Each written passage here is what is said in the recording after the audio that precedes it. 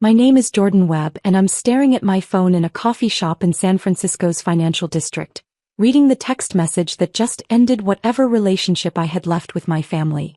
The message came from Mom at 2:47 p.m. on the Tuesday before Thanksgiving. I was in the middle of the most important business negotiation of my life, but I saw her name flash across my screen and I checked it anyway. Old habits. Jordan, I'm sorry but we're going to have to skip you this year for Thanksgiving.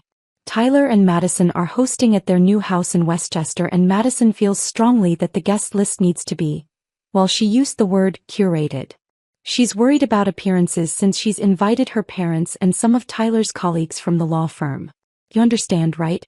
Maybe we can do coffee next time you're in town. Love you, Mom. I read it twice. Then I set my phone face down on the table and went back to my meeting with representatives from Tech Venture Global, who were in the process of acquiring my cybersecurity company for $160 million. If you've ever been treated like the family embarrassment while secretly building an empire, hit that like button and subscribe right now. You're not going to want to miss what happened next. Let me back up 6 years. I graduated from state with a computer science degree and immediately disappointed everyone by turning down a corporate job offer to start my own company.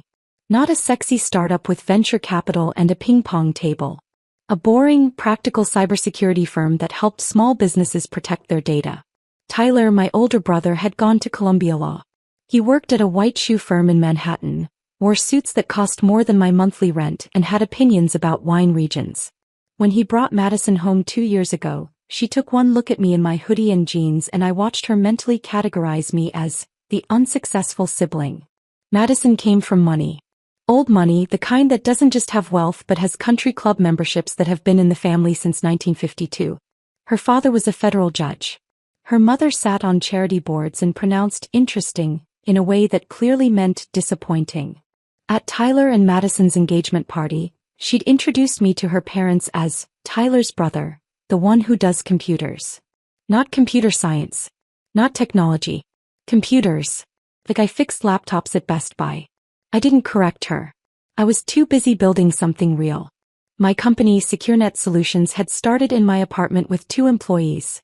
Me and my best friend from college, Marcus Chin. We cold called small businesses, medical practices, law firms, anyone who had data worth protecting but couldn't afford enterprise-level security.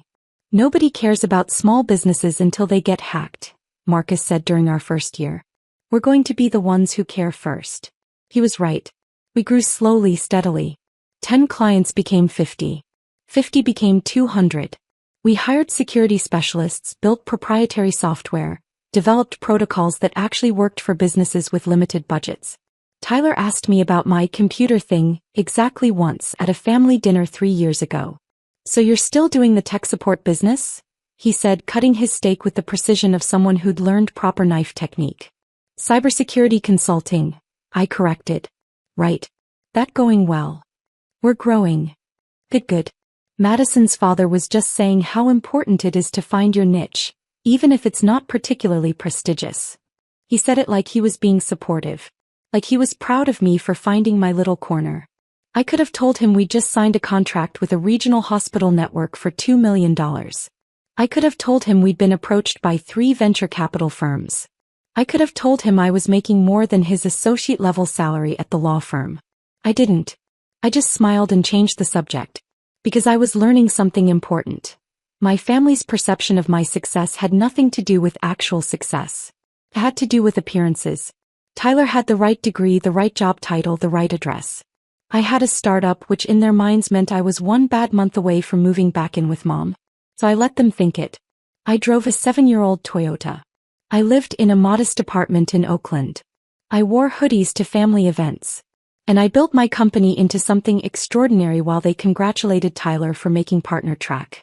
The truth was, SecureNet Solutions had grown beyond anything I'd initially imagined. We'd expanded into government contracting, protecting sensitive data for federal agencies. We'd developed software that Fortune 500 companies were licensing.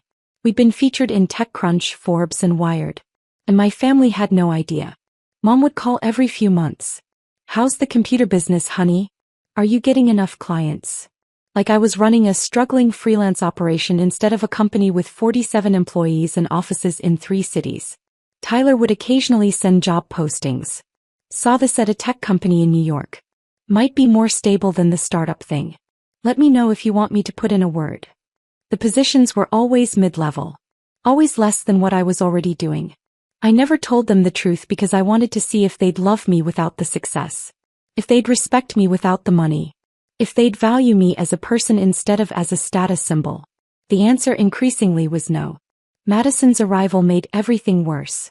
She'd grown up in a world where your worth was determined by your zip code and your club membership. She assessed people the way you'd assess furniture.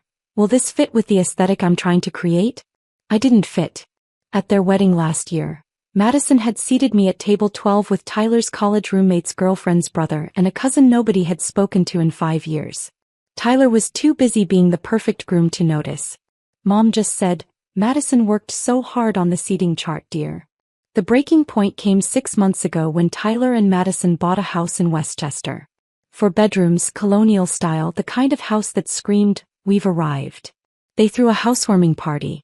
I wasn't invited. It was such a small gathering, Mom explained when I asked. Just Madison's family and some of Tyler's colleagues. Very intimate. I saw the photos on Facebook. 70 people minimum.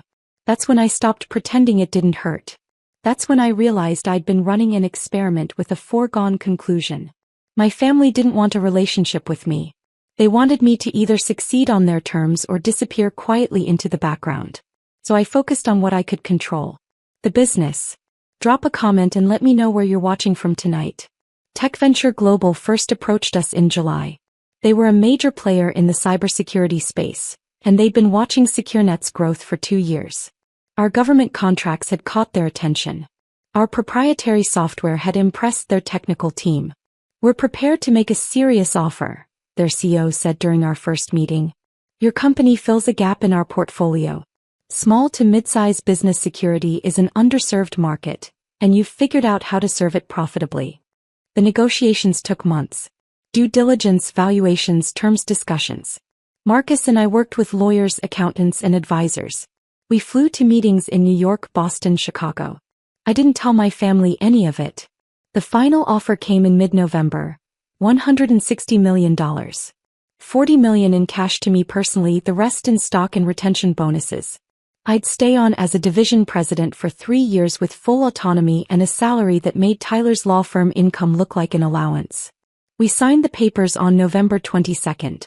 The announcement was scheduled for November 23rd at 6 p.m. Eastern. Thanksgiving Day.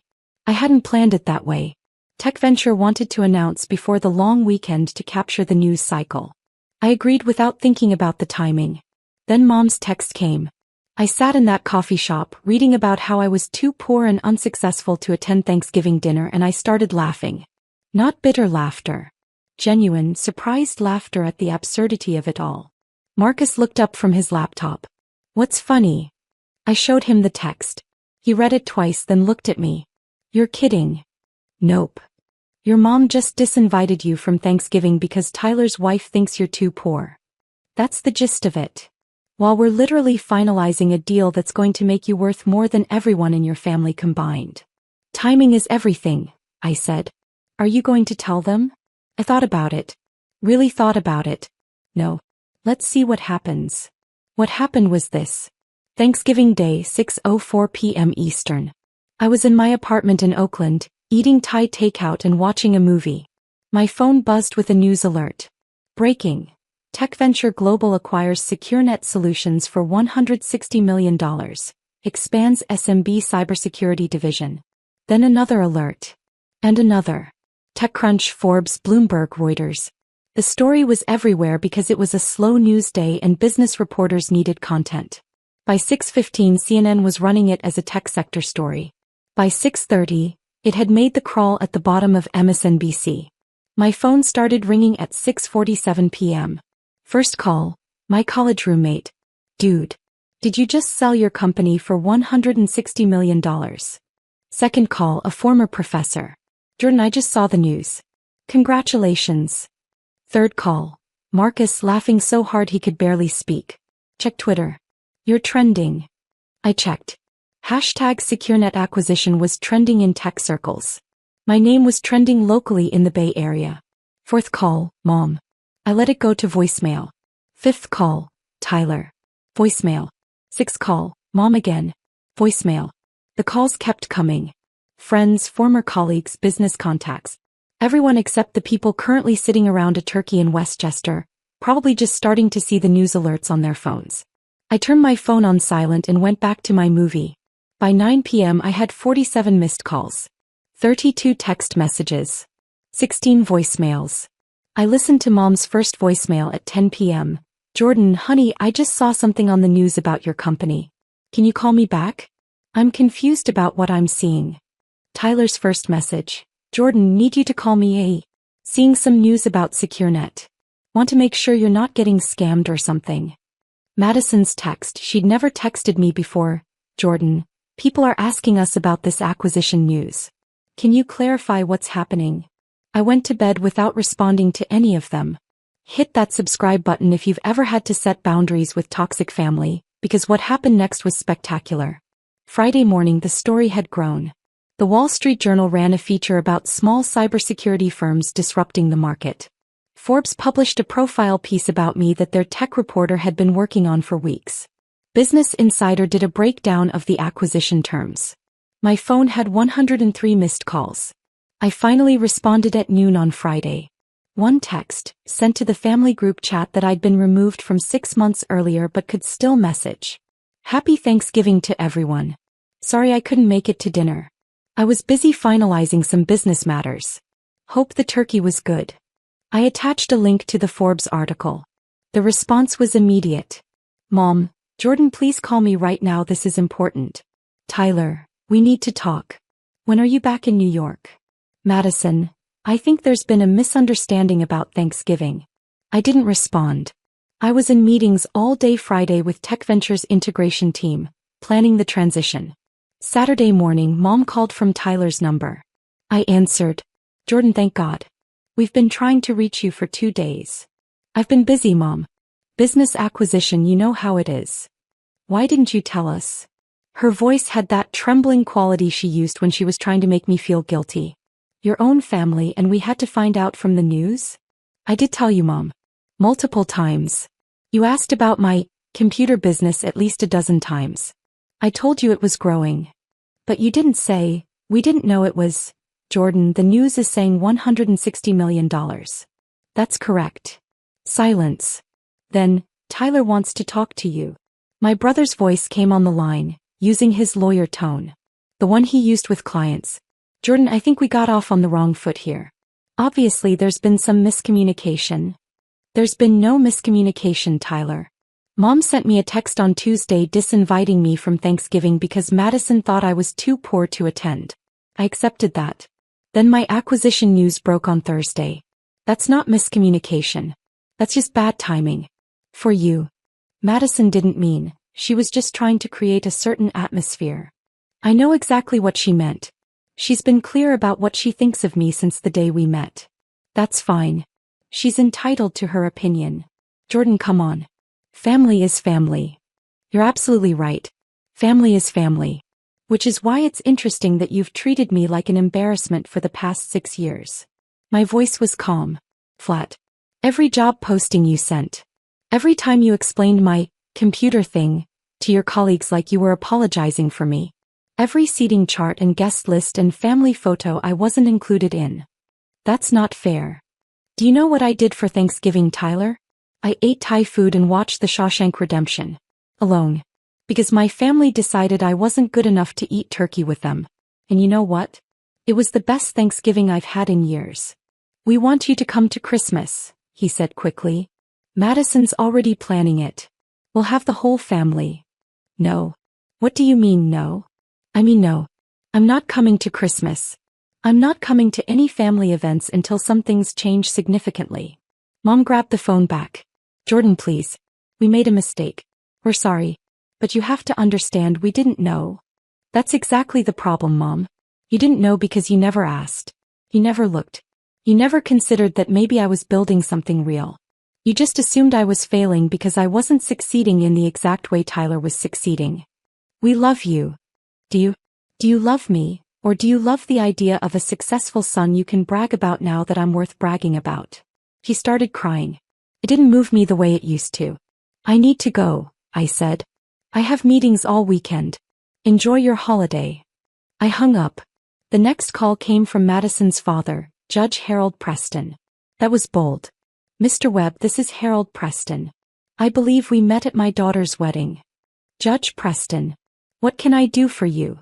I wanted to reach out personally regarding the unfortunate misunderstanding about Thanksgiving.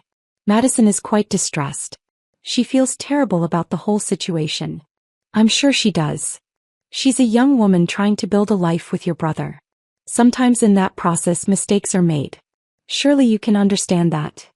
I understand perfectly. She made a decision based on what she knew. I'm making decisions based on what I know. That's how life works. Mr. Webb, Jordan. I'm hoping we can resolve this like reasonable adults. My daughter would very much like to apologize to you personally.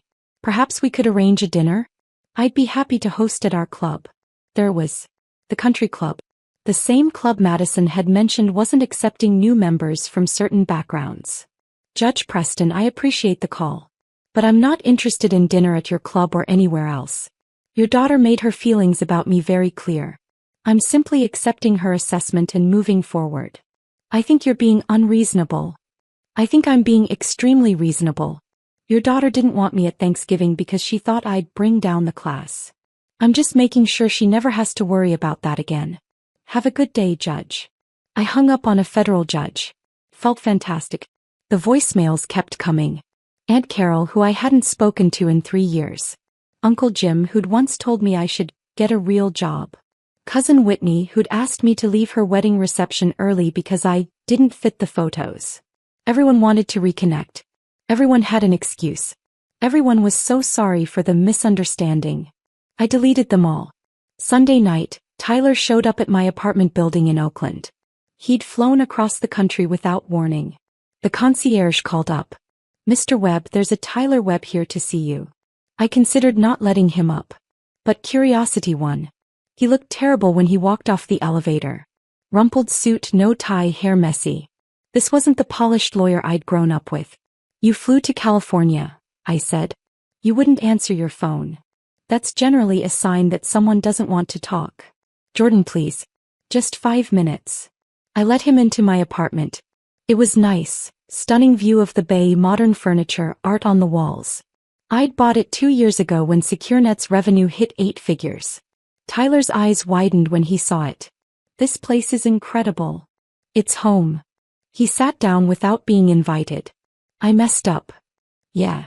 I treated you like you were failing when you were actually succeeding beyond anything I've done. I let Madison dictate family dynamics without standing up for you. I was a terrible brother. Yes. He looked up, surprised by my bluntness. I'm trying to apologize here. I know.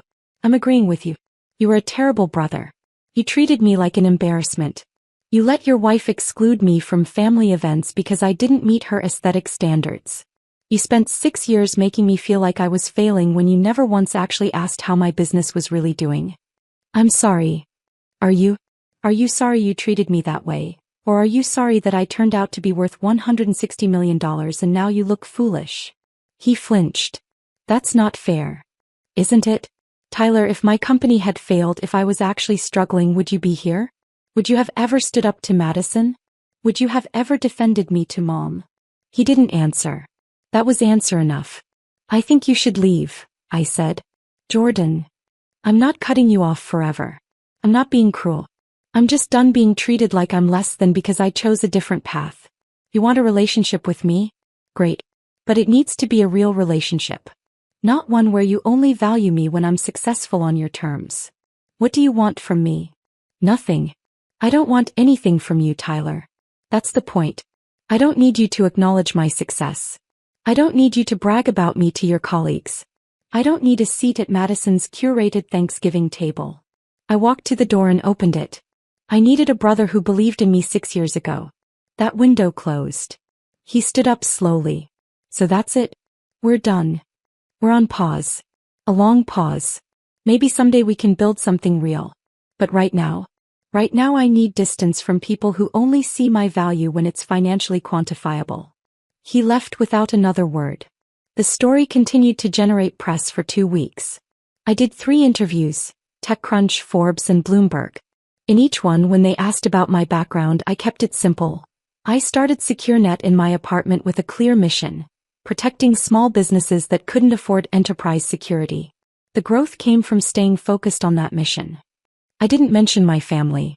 I didn't tell the dramatic story of being excluded from Thanksgiving. That wasn't the point. The point was what I built. The company. The real relationships with people who valued me before I had money. Marcus and I celebrated the acquisition properly in early December. Dinner at a Michelin-starred restaurant in San Francisco, just the 2 of us. "Remember when we were cold calling medical offices from your apartment?" he said, raising his glass. "Remember when Dr. Patterson told us we were wasting his time and hung up? Remember when we signed him 2 years later for a 6-figure contract?" We laughed. Real laughter, the kind that comes from shared struggle and shared triumph. "Your family still calling?" Marcus asked. "Every day." I'm not answering. "You going to?" "Ever." "Maybe. Eventually. If they can figure out how to value me as a person instead of an asset." I sipped my wine. But I'm not holding my breath. Christmas came. I spent it in Hawaii with Marcus and his family. We rented a house on Maui, swam in the ocean, ate fresh fish, and never once checked our work emails. Mom sent a card to my office. Inside was a long letter about family and forgiveness and how much she missed me. She didn't apologize for the Thanksgiving text. She apologized for not understanding the magnitude of my success sooner. Still didn't get it. Tyler sent an email on New Year's Eve. Subject line: "Can we start over?" The email was long, detailed, and actually seemed genuine. He talked about going to therapy, about recognizing his own insecurities, about how he tied his self-worth to status and achievement and projected that onto our relationship. "I'm not asking you to forget everything," he wrote. "I'm asking for a chance to build something real. Not brother and successful brother. Just brothers. If you're willing." I didn't respond immediately. I sat with it for 3 days. Finally, I wrote back: "Therapy is a good start. Keep going. Maybe in 6 months we can have coffee." But Madison needs to do her own work too. The way she treated me wasn't just about social class. It was about basic human respect. That needs to be addressed. He responded within an hour. "Understood. Thank you for not closing the door completely." I wasn't closing the door. But I wasn't throwing it wide open either. If you've ever had to walk away to save yourself, tell me your story in the comments. What would you have done? 3 months after the acquisition, I was in New York for business. Tech Venture had offices in Manhattan, and I was meeting with the integration team. I texted Tyler, "In town for 2 days. Coffee Thursday morning if you're available." He responded immediately, "Yes. Absolutely. Where and when?" We met at a quiet cafe in Midtown. He arrived 10 minutes early, nervous energy radiating off him. I showed up exactly on time. "Thanks for meeting me," he said. "Thanks for being on time." We ordered coffee. The first 5 minutes were awkward small talk. Weather. Traffic. The usual nothing. Then Tyler took a breath. "I'm still in therapy. Twice a week. Madison and I are doing couples counseling too." "How's that going?" "Hard. Really hard. She's confronting a lot of stuff about how she was raised, about values she never questioned. Her parents are not happy about it." "I imagine not." "She wants to apologize to you. Genuinely apologize. Not the social performance kind. The real kind." I studied my brother. He looked different. Lighter somehow. Less polished and more real. "I'm not ready for that yet," I said. "But I'm glad she's doing the work." "That's fair." He nodded. "Can I ask you something?" "Sure." "Why didn't you tell us? About the company, the success, all of it." I considered lying, giving him an easy answer. But we were trying for real. Because I wanted to see if you'd love me without it. If you'd respect me without the money and the status and the impressive acquisition. And for 6 years the answer was no. You didn't. He absorbed that like a physical blow. "You're right. I know. I don't expect you to forgive me." "Good. Because I haven't. But I'm open to the possibility of forgiving you someday. That's the best I can offer right now." We talked for an hour. Real talk, not performance. He told me about his insecurities, about pressure from Madison's family, about how he'd measured his worth by external validation for so long he forgot what mattered. I told him about building SecureNet, about the early struggles, about the moments when I almost gave up, about how being excluded from family events hurt more than he probably knew. When we left, we shook hands. Not a hug. We weren't there yet. But it was real. "Thank you," Tyler said, "for giving me this chance. Don't waste it." "I won't." 6 months later, I had dinner with Mom. Just the two of us. She flew to San Francisco, insisted on staying at a hotel even though I offered my guest room. We met at a restaurant she'd chosen, researched, picked carefully. He was trying. "Your apartment is beautiful," she said. She'd visited that afternoon. "The view is stunning." "Thanks. I like it." "Jordan, I need to say something, and I need you to let me say all of it before you respond." I nodded. She took out a piece of paper. She'd written it down, actually written down what she wanted to say. Her hands shook slightly as she read. "I failed you as a mother. Not just with Thanksgiving, but for years before that. I prioritized Tyler's achievements because they were easy to understand and easy to brag about. I dismissed your work because I didn't understand it and didn't take the time to learn. I let Madison exclude you from family events because it was easier than standing up to her. I measured your worth by external markers that had nothing to do with who you actually are. And I'm sorry. I'm genuinely, deeply sorry." She looked up from the paper. Her eyes were red. "I don't expect you to forgive me immediately. I don't expect you to trust me right away. But I want you to know that I see what I did. I see how I hurt you. And I'm working on being better. Not just saying it. Actually being better." I sat with that for a long moment. "What does being better look like?" I asked. "Therapy. Reading books about family dynamics and scapegoating. Actually listening when you talk instead of waiting for my turn to speak. Not making assumptions about your life. Respecting your boundaries." She folded the paper carefully. "And accepting that you might never want a close relationship with me again. That I might have damaged this beyond repair." "I don't think it's beyond repair," I said slowly. "But it needs to be rebuilt from scratch. Not restored to what it was, because what it was wasn't healthy. Something new." "I'll take new." We talked for 3 hours. About my childhood, her parenting, the family dynamics that had broken us. It wasn't comfortable. She cried twice. I stayed calm, detached enough to be honest. But it was real. Finally real. A year after the Thanksgiving text, I hosted a dinner at my apartment. Small gathering. Marcus and his wife. 2 colleagues from SecureNet who'd become genuine friends. Tyler came alone. Madison had a work commitment, but they were both still working on things. Mom came. Nervous, grateful to be included, careful not to overstep. We ate good food, told stories, laughed. Nobody mentioned my net worth. Nobody compared career achievements. Nobody performed for anyone else. Just people who'd chosen to be there, chosen to build something real. "Thank you for inviting me," Mom said as she was leaving. "This meant everything. Thanks for coming. And for respecting the boundaries. Always." Tyler lingered after everyone else left. "This was nice. Really nice." It was. "Think we can do it again?" "Yeah. I think we can." He smiled.